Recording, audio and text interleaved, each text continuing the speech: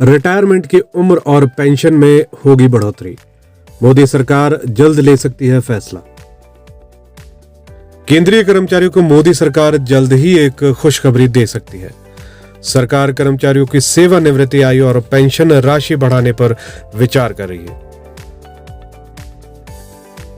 मिली जानकारी के मुताबिक यह प्रस्ताव यूनिवर्सल पेंशन सिस्टम आर्थिक सलाहकार समिति ने प्रधानमंत्री को भेजा है, जिसके तहत कर्मचारियों की कामकाजी उम्र सीमा बढ़ाने की बात कही गई है। प्रधानमंत्री की आर्थिक सलाहकार समिति ने कहा है कि देश में सेवानिवृत्ति की उम्र बढ़ाने के साथ साथ यूनिवर्सल पेंशन सिस्टम को भी शुरू किया जाना चाहिए। यदि ये सिफारिशें मोदी सरकार मान लेती है तो कर्मचारियों को बहुत बड़ा लाभ हो सकता है।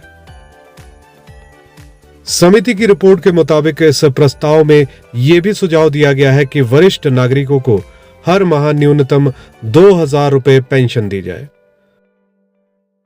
आर्थिक सलाहकार समिति ने देश में वरिष्ठ नागरिकों की सुरक्षा के बेहतर इंतजाम की सिफारिश की है।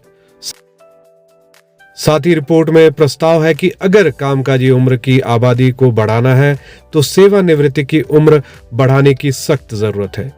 यह सामाजिक सुरक्षा प्रणाली पर दबाव को कम करने के लिए किया जा सकता है। रिपोर्ट में 50 वर्ष से अधिक आयु के व्यक्तियों के लिए कौशल विकास के बारे में भी सुझाव दिया गया है। प्रस्ताव के मुताबिक केंद्र और राज्य सरकारें ऐसी नीतियां बनाएं जिससे कौशल विकास किया जा सके। इस प्रयास में असंगठित क्षेत्र में रहने वाले, दूर दराज के क्षेत्रों में रहने वाले, शरणार्थी, प्रवासी जिनके पास प्रशिक्षण प्राप्त करने के साधन नहीं है लेकिन उन्हें प्रशिक्षित किया जाना चाहिए।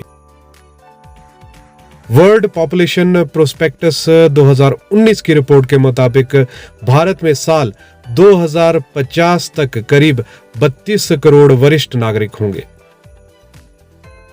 यानी देश की लगभग 19.5% आबादी रिटायर्ड की श्रेणी में आएगी। साल 2019 में भारत की लगभग 10% जनसंख्या या कहें कि 14 करोड़ लोग वरिष्ठ नागरिकों की श्रेणी में आते हैं। इस लिहाज से अभी से तैयारी किए जाने की जरूरत है।